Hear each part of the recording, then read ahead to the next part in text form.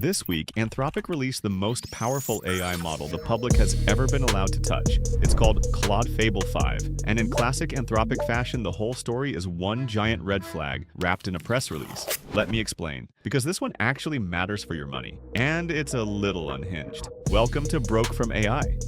So here's the setup, and you have to appreciate how it sounds out loud. A few weeks ago, this same company stood on a stage and basically begged the entire AI industry to slow down.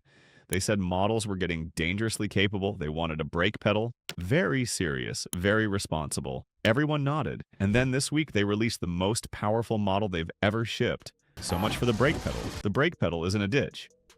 They found the gas instead. But here's the part that's genuinely wild, and I need you to follow this because it's the whole story. Anthropic actually built two models. One is called Mythos 5. The other is called Fable 5. Same model underneath, identical brain. The only difference is the muzzle. Mythos, the unleashed one, is so capable at finding security holes in software that Anthropic looked at it and went, yeah, we can't just hand this to everyone. Because a model that can find thousands of ways to break into critical systems can also be used by some guy in a basement to actually break into them. So they did not release it to you. They handed it to governments and a handful of giant companies to go fix the holes before bad actors find them. You cannot have it. You will never have it. It's behind a velvet rope you're not invited to. What they gave you instead is Fable 5, the same genius model but with a bouncer at the door.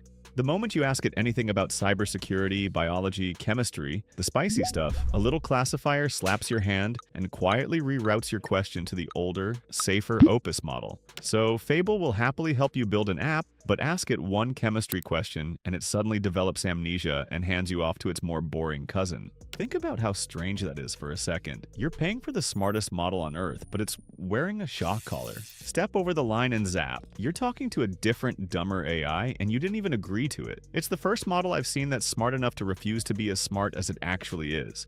Now, naming. Because Anthropic clearly has a sense of humor and nobody's acknowledging it. They named the dangerous one Mythos, and as in myth, and the safe one Fable, as in also not real. They named their two most powerful models after categories of fiction. Either that's the most galaxy-brained marketing and tech, or someone in there is quietly screaming. No! Possibly both. I respect it.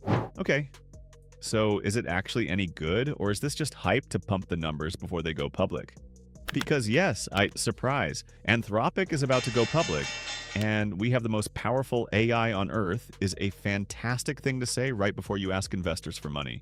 Always keep one eyebrow raised when a company drops its most impressive product right before payday. That's not a conspiracy, that's just a Tuesday. But here's the honest part. From what people are actually building with it, it does look genuinely stupidly capable. The reviews from real software engineers are not the usual polite nods. One developer who builds programming languages for a living called it his singularity moment, after it tore through his code and made it dramatically faster. People are claiming it can build clones of entire video games, Minecraft, Fortnite, from a single prompt in about an hour. Now, I haven't personally watched it build Minecraft, so I'm not going to swear to you it's flawless. But enough credible people are saying this is different that I believe something real is happening here. Not magic, but real. Anthropic themselves describe it as built for, and I love this phrase, your most ambitious work. They say it can run on its own for days without you touching it. Not minutes, days. They literally pitch it as, point it at a hard problem, walk away, come back later. One company reportedly used it to rewrite 50 million lines of code in a single day. A job that would have taken a human team 2 months. That's not a chatbot. That's a digital intern who doesn't sleep, doesn't complain, and doesn't want a salary. Which, if you've been watching this channel, should sound familiar and slightly threatening. So now let's do the only thing that matters on this channel. What does this actually mean for you? The normal person who is not running a 50 million line codebase. 3 things. 1.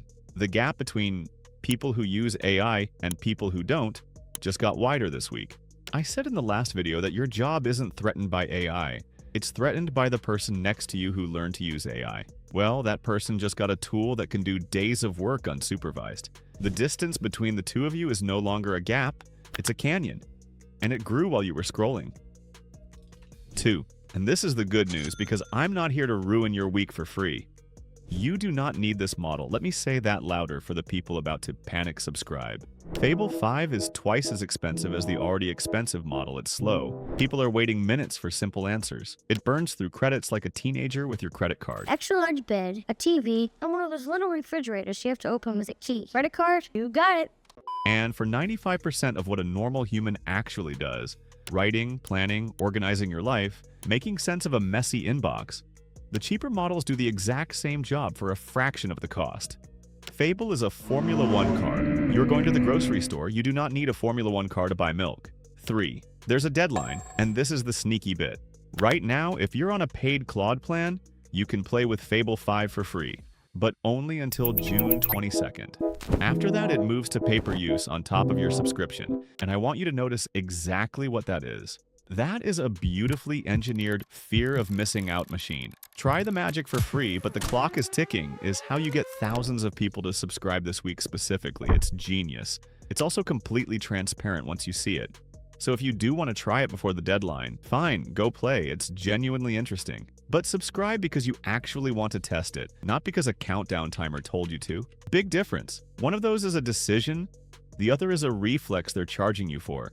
So, let me bring this all home, because under the jokes, there's a real point here. This is the most powerful AI ever released to regular people, and the most interesting thing about it isn't how smart it is. It's that the company that made it is visibly nervous about it.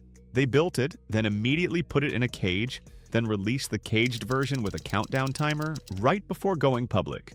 Every single part of that tells you something true. This technology is moving faster than even its makers are comfortable with.